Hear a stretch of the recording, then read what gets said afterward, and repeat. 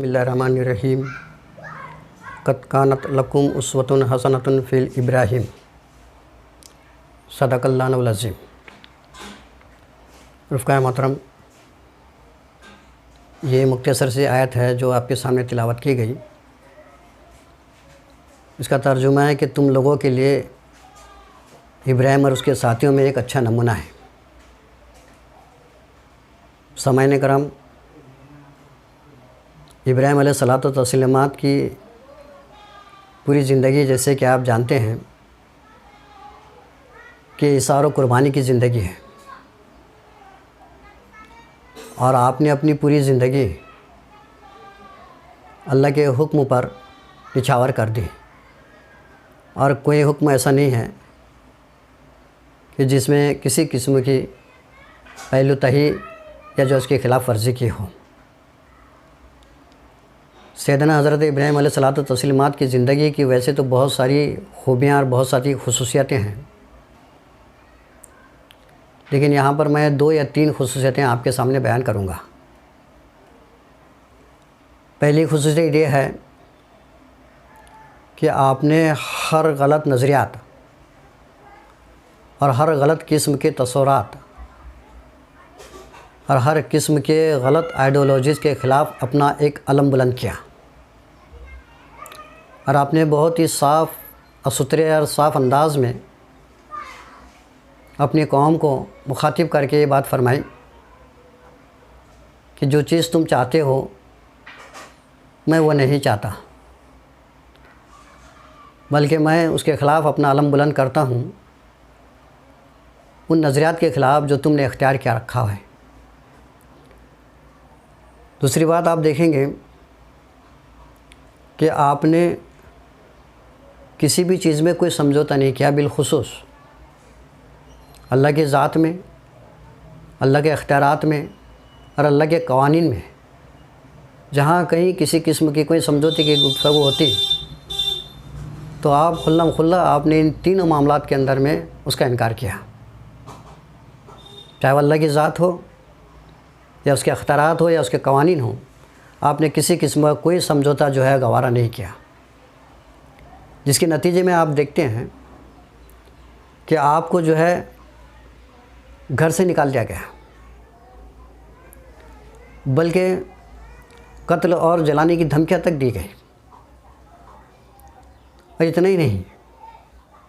بلکہ آپ جانتے ہیں کہ آپ سیدنا ابراہیم علیہ الصلوۃ والتسلیمات کو جو ہے آگ میں جھونک دیا گیا، آپ نے اس کو بھی گوارا کیا، اور اس کے بعد آپ کو جیلا وطن کر دیا گیا۔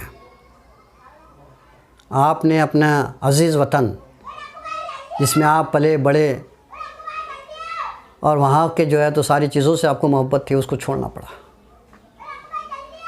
لیکن ان سب کے بیچ میں جو نقطہ ہمیں نظر آتا ہے وہ یہ ہے کہ آپ نے باطل افکار اور نظریات یا باطل آئیڈیالوجیز کے سامنے جو ہے جھکنے کا گوارا نہیں کیا، ان سب کو آپ نے برداشت کیا، لیکن جو ہے آپ نے کسی قیمت پر کوئی جو ہے تو سمجھوتا نہیں کیا۔ حکم ہوا آپ کو کہ ابراہیم اپنی بیوی اور بچے کو جو ہے تم چھوڑ دو۔ آپ نے دونوں کو ایک ایسے مقام پر لا کر چھوڑ دیا، بٹھا دیا جہاں نہ پانی ہے، نہ کوئی آدمزاد ہے، نہ کوئی چرند پرند ہے، نہ زندگی کا کوئی آثار ہے۔ آپ نے ایسے مقام پر لا کر جو ہے آپ کو ڈال دیا، اس کی بھی اطاعت کی۔ پھر آپ دیکھیں گے کہ حکم ہوا کہ دونوں کو چھوڑ دو، تو آپ نے دونوں کو چھوڑ دیا۔ اور جب سیدنا اسماعیل علیہ الصلوۃ والتسلیمات تھوڑے بڑے ہوئے تو اللہ سبحانہ تعالیٰ نے پھر آپ کی آزمائش کیا اور کہا کہ اے ابراہیم تم جو ہے تو اپنی پسندیدہ چیز کو اللہ کے راستے میں قربان کر دو۔ اور ہم سب جانتے ہیں واقعہ کہ آپ نے اپنے لخت جگر سیدنا حضرت اسماعیل علیہ السلام تسلیمات کو جو ہے تو قربان کرنے کے لیے آمادہ ہوئے۔ یہ وہ ساری قربانیاں تھیں جو آپ نے برداشت کی، اور جس کے نتیجے میں آپ کو جو ہے تو اللہ سبحانہ تعالیٰ نے جو ہے تو اپنا محبوب بندہ قرار دیا۔ یہ وہ قربانیاں ہیں جس کا آج امت مسلمہ سے جو ہے تو عید الاضحیٰ جو ہے مطالبہ کرتی ہے۔ عید الاضحیٰ اسی بات کا ہم سے مطالبہ کرتی ہے۔ عید الاضحیٰ کا یہی پیغام جو ہے تو پوری امت مسلمہ کو ہے کہ وہ اپنی ساری چیزیں جو ہے اللہ کے راستے میں قربان کر دیں اور اللہ کی خوشنودی اور اس کا قرب جو ہے تو وہ حاصل کرنے کی طرف جو ہے اپنے آپ کو گامزن کریں۔ رفقائے محترم، یہ وہ قربانیاں تھی کہ جس کے نتیجے میں آپ دیکھتے ہیں کہ اللہ سبحانہ تعالیٰ نے سیدنا حضرت ابراہیم علیہ الصلوۃ والتسلیمات کو امامت کے منصب پر فائز کیا، قوموں کا امام بنا دیا، قوموں کا جو ہے تو قوموں کی قیادت جو ہے آپ کے جو ہے تو ہاتھ میں جو ہے تو سونپ دی۔ تو قربانی ہی اصل چیز ہے کہ اگر ہم اس منصب پر فائز ہونا چاہتے ہیں اور قوموں کی قیادت کے لیے ہم اپنے آپ کو تیار کرنا چاہتے ہیں تو بغیر قربانی کے پروسیس سے گزرے بغیر وہ جو ہے ہم کو حاصل نہیں ہو سکتے ہیں۔ اور قربانی کا مطلب کیا ہے کہ ہم اپنے اندر کی خرابیوں کو جو ہے تو ختم کریں، اپنی پسند ناپسند، اپنی سرگرمیاں، اپنے مشاغل، اپنی دلچسپیاں اور اپنی وہ ساری چیزیں جو اسلام سے ہٹ کر ہیں، غیر شرعی احکامات جو ہماری زندگیوں میں آ کر گھس گئے ہیں، ان سب سے اپنے آپ کو پاک و صاف کر کر جو ہے پھر اس دین کو جو ہے تو غالب کرنے کی کوشش کریں۔ یہی وہ چیز تھی جو آپ دیکھیں گے کہ اللہ سبحانہ تعالیٰ نے سیدنا ابراہیم علیہ الصلوۃ والتسلیمات کو جو ہے تو حوالے سے جو ہے بات فرمائی ہے کہ ضب طلع ابراہیم ربہ بکلامات فتمہن قال انی جاعلک للناس اماما، کہ یاد کرو کہ جب ابراہیم علیہ السلام کو اس کے رب نے چند باتوں میں آزمایا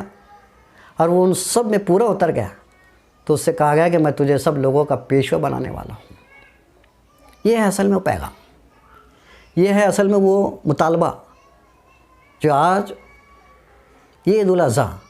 امت مسلمہ سے کر رہی ہے۔ معلوم ہوا یہ کہ انسان اظہار اور قربانی سے امام و قائد بنتا ہے، اور جب تک یہ امت اللہ کے دین کے لیے قربانیاں دیتی رہیں گی، یقین مانیے کہ دنیا میں جو ہے تو غالب رہے گی۔ اور جس دن سے اللہ کے راستے میں اظہار و قربانی دینا چھوڑ دیں گے، پس پش ڈال دیں گے، اس کو غیر ضروری غیر اہم سمجھیں گے، اپنے لیے اس کو لازمی قرار نہیں دیں گے، تو بس اسی دن سے وہ جو ہے ذلت اور پستی میں مبتلا ہوتی چلے جائیں گے۔ آج امت مسلمہ اکثریت میں ہونے کے بعد ذلیل و خوار ہو رہی ہے، ظلم و ستم کا تختہ مشق بنی ہوئی ہے، دنیا کے اندر میں ایک سمندر کے جھاگ کے برابر بھی ہمارا وزن باقی نہیں ہے۔ اس کی بنیادی وجہ یہی ہے کہ آج ہم نے ان قربانیوں کو جو ہے تسلیم کرنے کے بجائے اس کو پس پش ڈال دیا ہے، اور یہ ذلت و پستی جو ہے ہماری قسمت میں آج آ گئی ہے۔ رفقائے محترم، امامت و قیادت کے منصب سے ہم کو آج معزول کر دیا گیا ہے۔ اللہ نے وعدہ کیا تھا امامت کے مقام پر پہنچانے کا، مگر آج وہ نمونہ جو ہے کہاں نظر آ رہا ہے، وہ معاشرہ کہاں نظر آ رہا ہے۔ ہمیں وہ نمونہ پیش کرنے کی ضرورت ہے، ہمیں جو ہے وہ ماڈل جو ہے تو دنیا کے اندر میں قائم کرنے کی ضرورت ہے۔ اس لیے کہ اللہ سبحانہ تعالیٰ نے حضور اکرم صلی اللہ علیہ وسلم سے یہ بات فرمائی کہ کل ان صلاتی و نسکی و محیای و مماتی للہ رب العالمین، کہ کہو کہ میری نماز، میری تمام مراسم عبدیت، میرا جینا اور میرا مرنا سب کچھ اللہ رب العالمین کے لیے ہے۔ ہم کو اس کا جو ہے جائزہ لینا چاہیے۔ آج ہماری نماز بے اثر کیوں ہوتی جا رہی ہے؟ اقبال نے کہا تھا کہ اقبال تیرے سجدے تجھے کہیں کافر نہ کر دے،